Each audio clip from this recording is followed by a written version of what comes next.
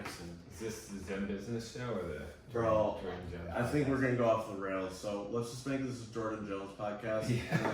And then when we want to do Zen business, like you can have prepared questions for me because there's always certain things that you know. After listening to your podcast, I'm like, I don't know if I could repeat this on mine. Yeah, it's like pedophiles and shit. Oh my You know, god. that was nuts, man. I don't know how it got there, but like that's the thing is like, man, It was also palatable though. It was also understandable when I listened. right? But that's the thing. That's what I love doing. I love talking about stuff that people are afraid to get into, and I feel like I'm blessed in the way that I fit into so many categories. You know what I'm saying? Very relatable. Yeah, I fit into so many different categories, and I see it from this side. I see it from that side. You know, like it's fun. Like I talk to Patrick. Like we call ourselves like specters. Like we're able to float in and out of certain social circles because we just are somehow had to growing up. Like being a appearing black person, right? In a place where race was kind of like a thing. Like, oh, those are your black friends, those are your white. Like everybody was kind of in groups, and I don't want to say it was like overtly racist where like the white kids were beating up the black kids and the black kids were beating that's not what I'm saying. But there's like a lot of like just silly racial bullshit that would happen, and my white friends looked at me like, oh well, you're black, like you're the token black guy, and they always say you're not like all the other black people and shit like that. Like that's racist ass shit to say, but they don't even know it. And then my black friends who are fully black are like, you're not even black because your mom's white. So it's like, which group do I belong to? And I think those experiences helped me kind of like, oh, well, I don't belong to any group. That's fine. And so that's why partisan stuff, like politics, I can see through the bullshit that people are talking on the left. I can see through the bullshit people are talking on the right, and I call it team speak. I call it team speak. I'm like, you literally have not thought about this critically. You are just repeating the shit that you're hearing from your favorite talking head. You know what I'm saying? Like team speak just is the most annoying thing, and I've seen it on the small levels. Like, oh, black people don't do that. Like it starts there. So when I'm a kid, black people don't do this. Only white folks do that. Or like, you know, why do you talk white? I would get. So it's like I was very aware of these things at a young age of like people trying to put you in a box because of how you look or where you're from or something like that. Your accent. Or even your accent or whatever. And when I can extrapolate that to political speech, like, you know, when you hear, I already know what I would say a vast majority of people in a certain political group are going to say about any given subject. I already know. That's so true. It's like a printer. Yeah, I already know. I already knew the second with this George Floyd stuff, I already knew. Like, the second that looting started happening, that was an easy non sequitur argument for people in the conservative right.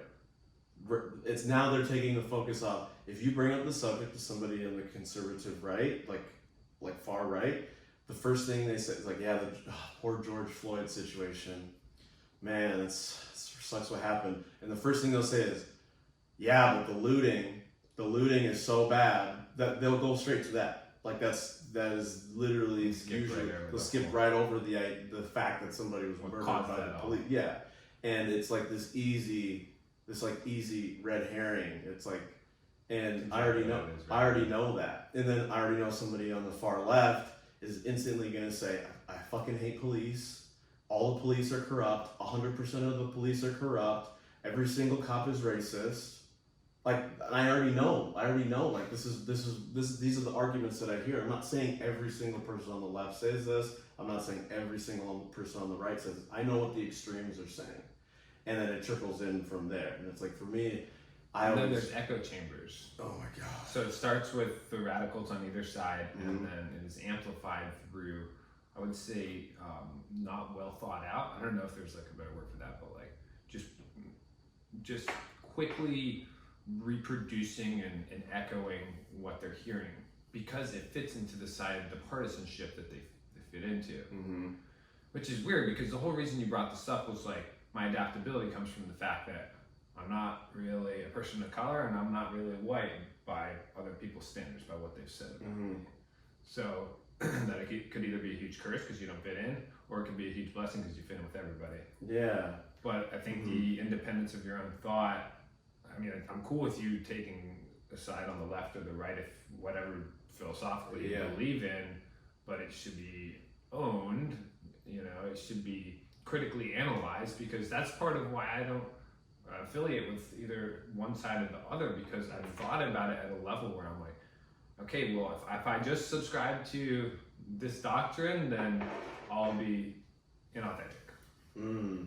And so I've got to think about it for myself, and I've got to, I think the racism is appalling and disgusting, and so like I have a perspective on that, but I've also thought about all the other factors that are going on, and like it doesn't necessarily fit into some doctrine, my perspective on it. Yeah, and I think it comes down to like it's almost, so being a part of a political group or a certain dogmatic religion is like, to me, it's a shortcut. It's like, hey, these people are providing these answers for me, so I don't have to critically think about anything in that lane. It's a shortcut. It's like reading the cliff notes on everything. Oh, well, this person, so Don Lemon is saying this, this, and this, so it's exactly what I believe. It's exactly true. Rush Limbaugh is saying this, this, this, and this. This is all I need to hear, because he's doing the research and reporting for me. And this is a position that I think sounds right. The same thing with like, oh, well, I go to church every Sunday, and that helps me build my relationship with God, so I don't have to question, you know, is there maybe another God, or is this because this guy's doing all of it for me and I can trust him, and you know that'll help with my relationship with God or whatever. So or even extrapolate that, fuck the pastor, like extrapolate that to the like whatever religion you subscribe to. I've heard growing up in the church, this is everything I need to know. Everything I need to know is in this book, the Bible. Everything I need to know is in this book. And so to me, like, that doesn't just mean that, oh, every answer is in this book. It means because I'm a Christian, I don't need to think about the meaning of existence. I don't need to think about what the fuck we're doing here on this earth and this spinning rock in the middle of this blackness circling around a fireball. I don't have to think about that because this book has the answers. And so I think there's something that it makes sense to me. I'm not saying it's maybe the most optimal way to live, but it makes sense. It's like, oh, hey, these guys sound like they got good answers. It seems like an optimal way for me to live. I'm going to do that because it takes a lot of effort to critically think. Yeah, it takes a lot. Think through all of these layers. Yeah. And who's got fucking time for that? That's what I'm saying. Most people don't. Most people have kids. They have a job that they maybe don't like. That's where our education and our learning constructs are broken, because it's not necessarily about the outcomes of those learnings from that deep research. It's about the practice of doing your own deep research and learning to look at things critically. And I'm going to take an opposing position on you, because me and you both, after your inspiration, I listened through a lot of Jordan Peterson and Sam Harris podcasts, specifically the ones where they're battling. And the topics that they talk about and the outcomes that they get to were less important than how these guys think about shit. But it's easy for me to subscribe to that way of thinking in a very meta way, because like what you're saying is like, we don't want to just adopt this program or this dogma. We need to think about it in our own way. But like I'm saying, even the critical thinkers are prone to that to some extent. You know, I could just sit there and listen to Jordan Peterson and Sam Harris go at it all day, and just have my adaptation of their doctrine or their knowledge set or their school of thought and be cool with it.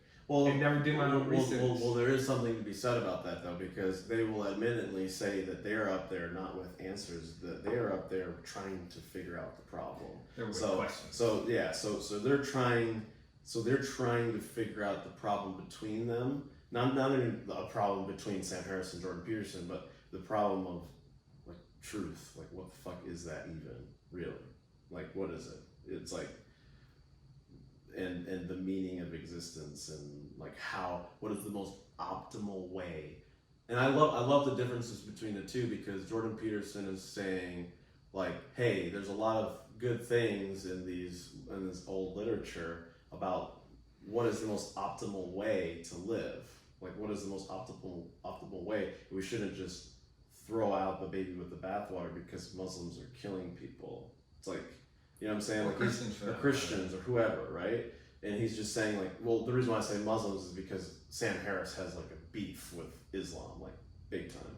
And so he's just saying like, and then Sam Harris always goes directly to the extreme people. He always says, well, religion is bad because because it creates extremists and it does this. But he's also forgetting about all of the people who maybe were awful people that went to prison and found Islam or Judaism or Christianity or Hinduism or whatever, and it created a system for them to live by. You know, and like they came out of prison as good, productive citizens of the world because of that. Like, provided a certain system for them. And then there's some people that are like, well, if that's what it takes for you to be a good person, then you're a piece of shit anyway. It's like that's not very constructive. You know, it's like, what about, okay, so let's talk about how much hard work it is to critical think. What if you have a fucking 90 IQ, dude? Are you, how much critical? Yeah, like, how much much the guy in jail probably have like, well, it's like, how much critical thinking can you do if you have a 90 IQ? Like, somebody should be helping you and providing answers for you on the most optimal way to live, because you don't have like the capacity to think about why we're floating around on a rock around the fucking. Maybe it's not the most productive use of your time. Yeah. So it's like, and I'm not saying a disparaging thing against people with 90 IQ. There's no difference between their value. All I'm saying is it's a fact. If you have a 90 IQ, you can't think in an intellectual way like somebody with 160 IQ. Like, you just like there's nothing controversial about that. I'm not saying anything disparaging about those people, but those people exist. Like, this is the stuff that some people don't even want to know. When you talk about IQ, we can't talk about this because we're all equal. Yeah, we're all equal, but some people have different cognitive abilities than others. So what? I'll admit that. There's people walking around that are infinitely smarter than me. Okay, great. And then so can we teach the approach? Again, I don't think it's so much about the outcomes, because I think both Jordan and Sam take way too long to get their point, but it's part of what I love about them. Mm-hmm. Okay, can we teach that way of thinking to somebody with a lower IQ? That's a really good question. I don't know. I'm sure. Like, what if it was inherent in our educational process? Do you think we could? Damn, that's a really good question. I guess my first thing is like, how would we do that? I mean, like, if you think about what we learn in school, they say the idea of going to school for us is for us to learn how to think and not facts, and not learn facts. But the way that the tests and everything are set up is like, I just don't think it's all about the outcomes. Yeah, I just don't think that that's true. Yeah. So I think that would be a really good place to start, is to maybe have certain things that will help people learn how to think, as opposed to like finding what the answer is. Yeah, I was going to say the difference that this stuck out to me earlier too. Business is about finding solutions to problems. Mm-hmm. And philosophy and critical thinking is about finding the problems, which aka is asking the right questions. Mm-hmm. So it's not so much about getting to an answer. Again, I don't think Jordan or Sam ever hurry to an answer. Mm-hmm. They only want to have their process understood. Mm-hmm. And that, I think, from my own experience, if I consume enough of that kind of thinking, I begin to think that way. Mm-hmm. I begin to think about, how do I get to the outcome is more important than the outcome itself. Mm-hmm. But that's very counterintuitive to what is considered productive, right? In business, if you're just asking a bunch of questions, like nobody's going to respect you or want you on the team because it's like, okay, dude, I get that these are good questions, but like we need a solution to those. Mm-hmm. Even as a manager, if my team comes to me with posing questions and it's like, damn, you really made me think, like I respect you a lot for that, but I need an answer. Yeah.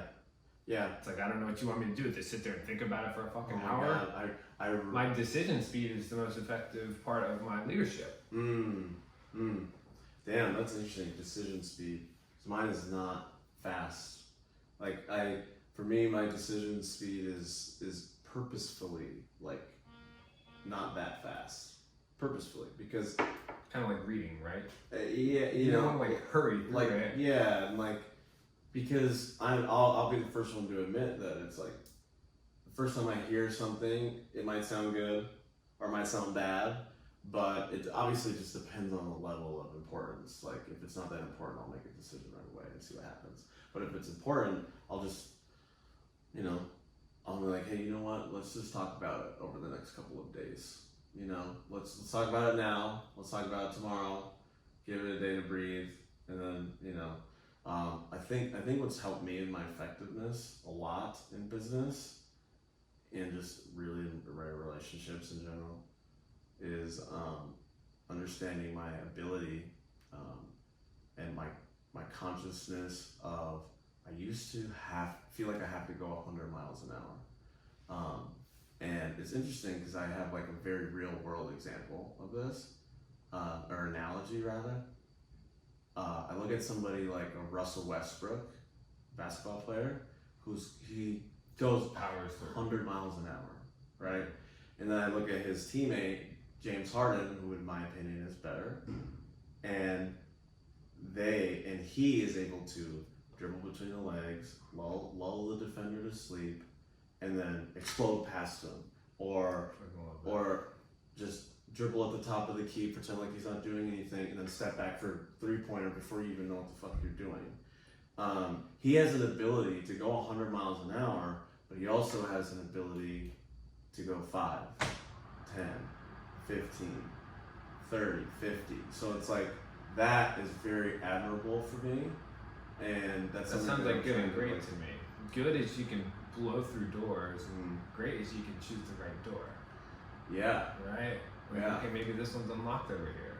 Yeah. And like when I look at James Harden, I mean, great beard on both of you guys, but he's more like a Zen master. I see him more as like a martial artist, and the other guy is, Russell Westbrook is more like an Incredible Hulk. Yeah. But my argument to all of this is there is a place for both of it, and I think that sadly when me and you have these conversations where we slow down and really unpack things, I feel guilty because I'm like, all these years I've mentored people into hustle, productivity, blowing through walls and blowing through goals and getting more done because it's been so rewarding for me in my career. But when I stop and slow down, I'm like, to some extent, I'm part of the problem there. And the decision speed inherently means less critical thinking around the topic. Right? Yeah, it could. There's a lot of, just like you said though, there's another side of the coin. Even mentoring and teaching people to do that is like flexing a muscle for when they do need to go 100 miles an hour. So it's not all bad. Yeah. It's like totally agree. It's like you showed them, okay, this is the speed that is necessary a lot of the time. Like the 100 miles an hour is necessary a lot. And a lot of people lack that. A lot of people lack the vigor, which is why I put so much focus on teaching it. Yeah. Teaching how to produce that vigor and motivation, like consistent motivation. It's a very useful tool, and feeling guilty about it, it's not great. Because it's like you've given those people a very useful tool, and it's up to them to figure out how to use it really. Because it's like you take somebody from their max speed at 60 miles an hour to 100, well, guess what? That person, they can sometime realize, okay, well, I can go 100 miles an hour now, but maybe for this situation, I need to go 60. I love this miles an hour analogy. That's why I want to bring up this meditation. Like, I know I talk about it a lot, but I was in conversation. Sorry, dude. Meditation. Now welcome here. Like, you know, it's like I had this great vision the other day, the other days, and like a couple months ago probably, about meditating, and it's like you're driving on the highway, right? 80 miles an hour, whatever, and everything's flashing by really fast. You know, it's like really, really fast, and okay, that's great for getting somewhere fast, right? But then when you get into a neighborhood and you're looking for the house, you're looking for the address to the house, and you're going 80 miles an hour, you really think you're gonna find that house? No, you have to slow the fuck down. You have to slow it down. You're not gonna be able to see the addresses. It's going by too fast. It's hilarious. You know, you're going by too fast. So, like, you gotta slow down sometimes to be able to see where you're going. And I was thinking about that, like, damn, that makes so much sense to me. Wait, where did you hear that analogy? I made it up. Oh. Great. Yeah, I made it up. So I think about this because before I like started thinking critically about all these topics, whenever I would do writing, I would take a day and I would say, I'm not going to touch this for a day. It would be finish a draft one, either an article or an email or whatever it is, like, you know, something that would meet lots of eyes. And I would always take a day and then I'd come back to it on the third day and be like, well, this is one, great work, Johnny. Like, I'm proud of this, but two, like, okay, it needs some jiggering, right? And like, maybe tweak it a little bit and change it. And the article always comes out better if before I hit submit, I just wait a day. And so in business, I think, and in life, I think we can, you know, maybe be running 100 miles an hour for 80% of the time. But there's 20% of the time is we're taking a moment and we're like, okay, let's think about this. Let's table this for one day and just see what percolates overnight, right?